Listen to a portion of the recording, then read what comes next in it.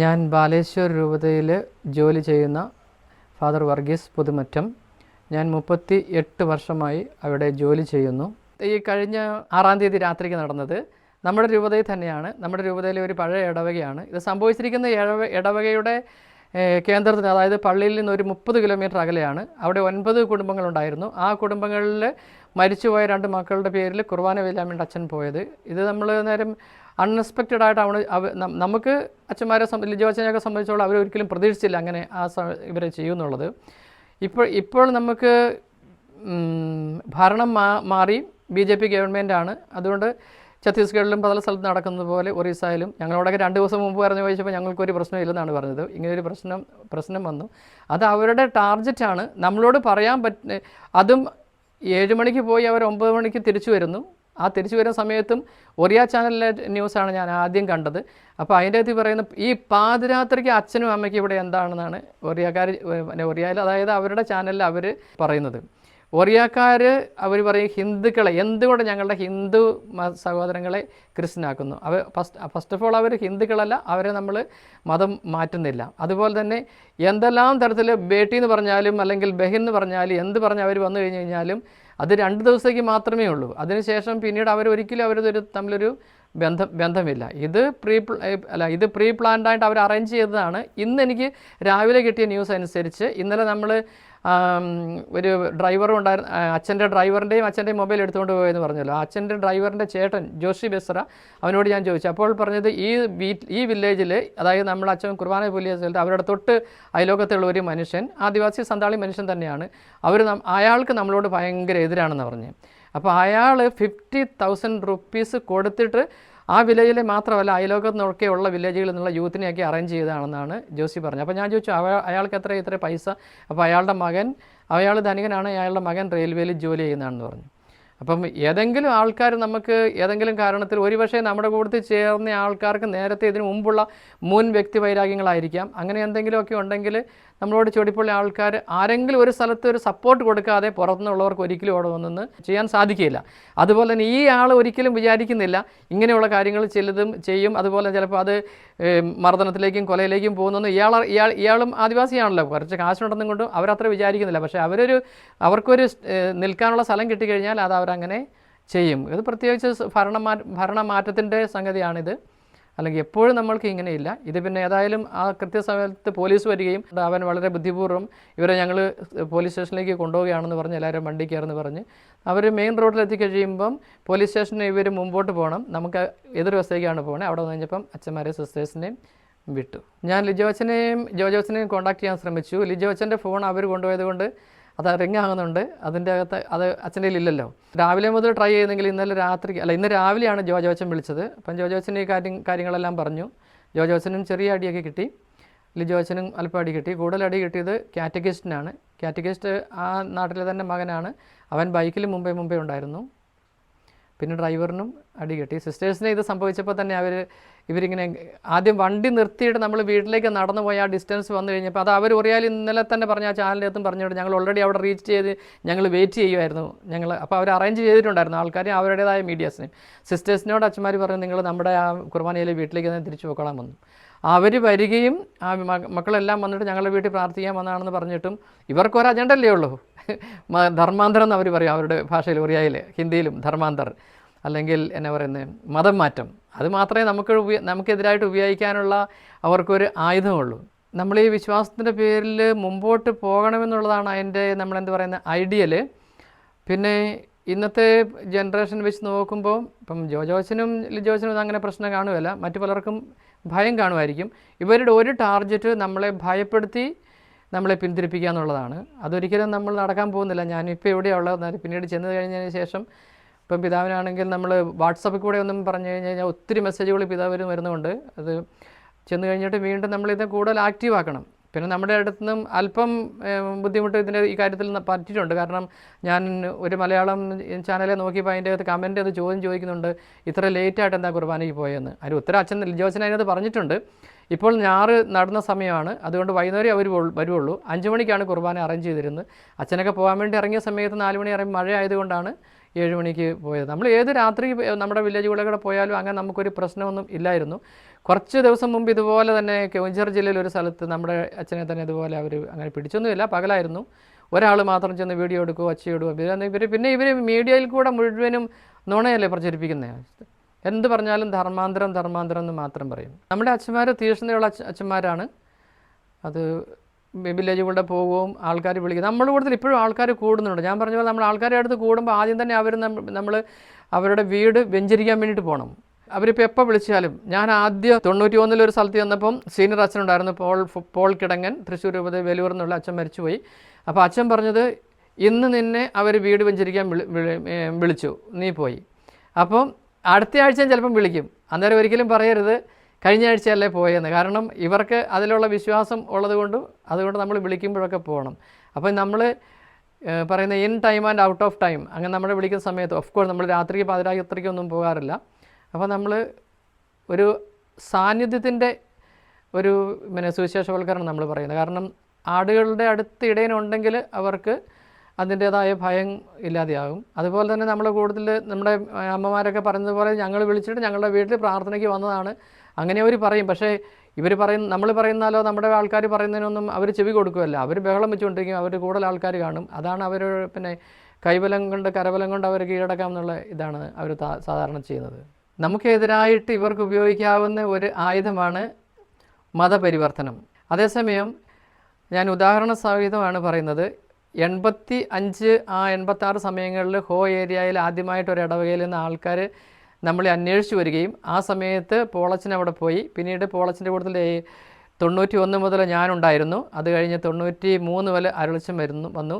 ആ സമയത്ത് ഞങ്ങൾ ചെല്ലുന്നതിന് മുമ്പ് തൊട്ടുള്ള സമയത്ത് നമ്മുടെ കൂട്ടത്തിൽ കൂടിയ ഫാമിലികളിൽ നിന്ന് അച്ഛന്മാർ പിള്ളേരെ ഹോസ്റ്റലുകളിൽ കൊണ്ടുപോയി പഠിപ്പിച്ചിട്ട് ഫ്രീ അല്ല, അവരുടെ പേരൻസ് പൈസ കൊടുക്കും.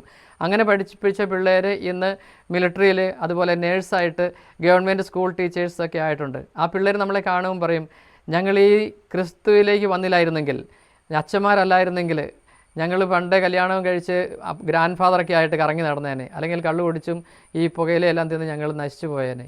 അങ്ങനെ ഒത്തിരി ഇൻസിഡൻസ് ഉണ്ട്. പിന്നെ ഞാൻ ഇവാഞ്ചലൈസേഷൻ്റെ ഭാഗം മാത്രമേ പറഞ്ഞുള്ളൂ. School, hospital, dispensary, of course ഇപ്പോൾ നമുക്ക് ഈ ഗവൺമെൻറ് എല്ലാം ഫ്രീ മെഡിസിനും പിന്നെ 108 112 അങ്ങനെയുള്ള വണ്ടികളൊക്കെ ഉള്ളതുകൊണ്ട് നമ്മുടെ ഡിസ്പെൻസറീസ് പല സ്ഥലത്ത് നിന്നുപോയി.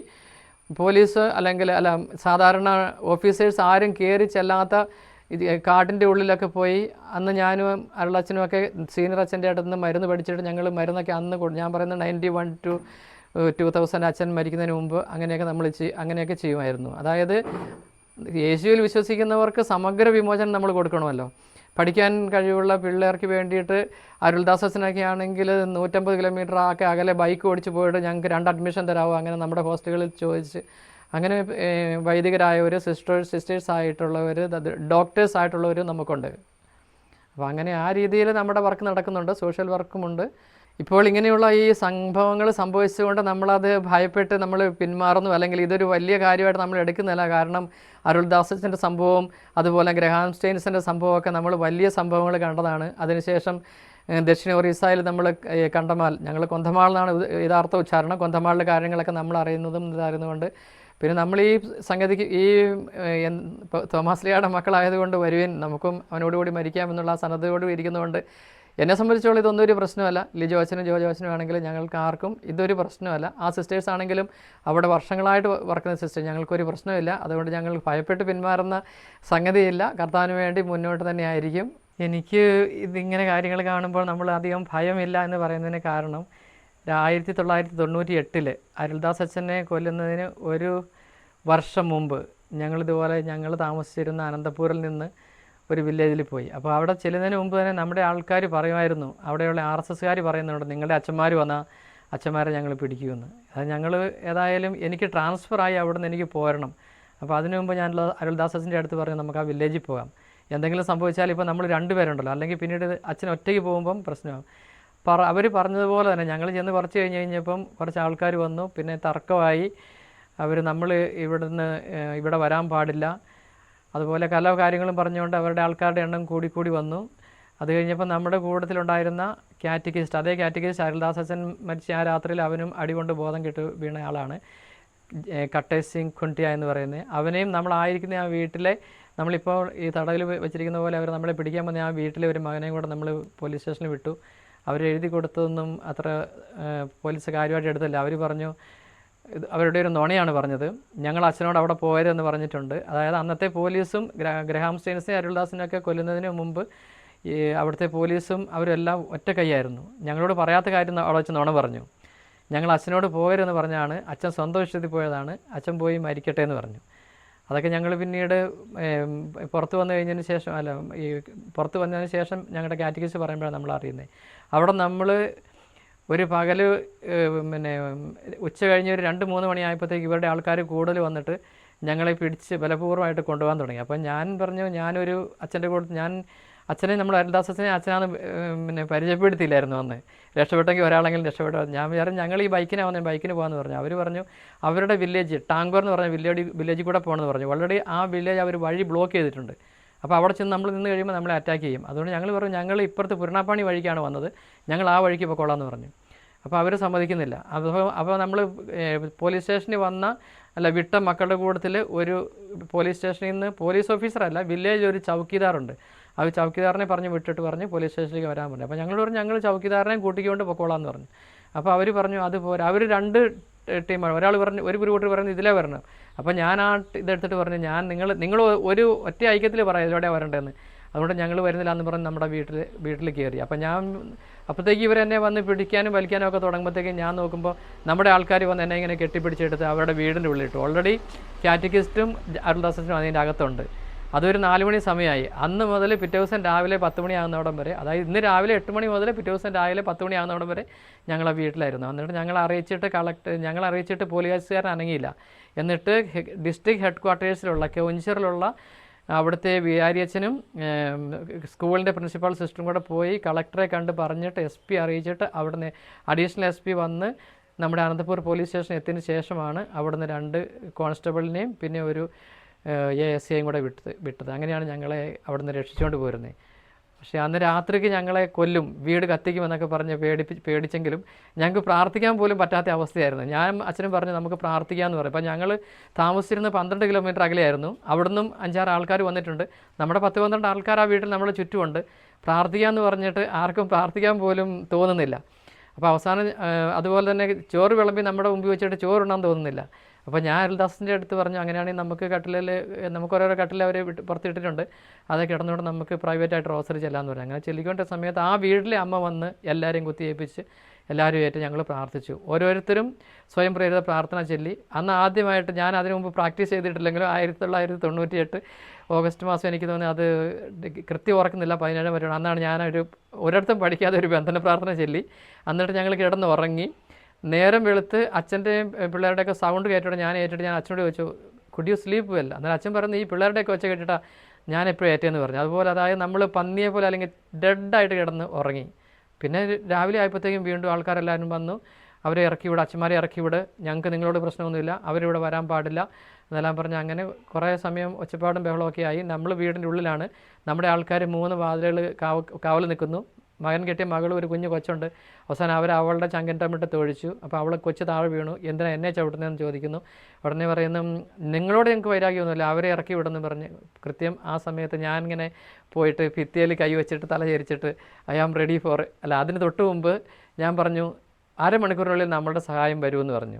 അങ്ങനെ പറഞ്ഞെങ്കിലും അടുത്ത മൊമെൻറ്റിൽ ഞാൻ പോയിട്ട് ഭിത്തിയിൽ ഞങ്ങൾ വീടിൻ്റെ ഉള്ളിൽ അവർക്ക് ഞങ്ങളെ കാണത്തില്ല, കൈവച്ചിട്ട് പറഞ്ഞു ഐ ആം റെഡി എന്ന് പറഞ്ഞു. ആ സമയത്ത് പുറത്തുനിന്ന് പോലീസിൻ്റെ ഒച്ച കേട്ടു. പോലീസിന് ആരെയും പിടിക്കണമെന്ന് താല്പര്യമില്ലായിരുന്നു. അതുകൊണ്ട് ആരുടെ ഓർഡറാന്നെല്ലാം പറഞ്ഞുകൊണ്ട് അവരുടെ ഒരേ ഭാഷയിൽ ഒച്ച വെച്ചുകൊണ്ടാണ് വന്നത്. എല്ലാവരും അതിലൂടെ പോയി അടുത്തുള്ള വീട്ടിൽ കയറി അവരിരിക്കുന്നത്. ഞാൻ പറഞ്ഞു സാർ ആ വീട്ടിലുണ്ടെന്ന്, അതൊന്നും അവർ കേട്ടില്ല. പിന്നെ അവരവിടെ നിന്ന് നമ്മളെ രക്ഷിച്ചുകൊണ്ട് പോയി. അപ്പോൾ ഇങ്ങനെയുള്ളതിനകത്തൂടെയൊക്കെ കടന്നു പോയത് കൊണ്ട് ആണ് പറഞ്ഞത്. ഗ്രഹാം സ്റ്റെയിൻസിനെയൊക്കെ കൊല്ലുന്നതിന് മുമ്പാണത്. 99 അത് സംഭവിക്കുന്നത് 98. അതുകൊണ്ടാണ് പറഞ്ഞത് നമുക്കങ്ങനെ ആ ഭയമെല്ലാം മാറി. തീയിൽ കുരുത്തത് വെയിലത്ത് വാടാറില്ലല്ലോ. ദൈവനാമത്തിന് മഹത്വം ഉണ്ടാകട്ടെ.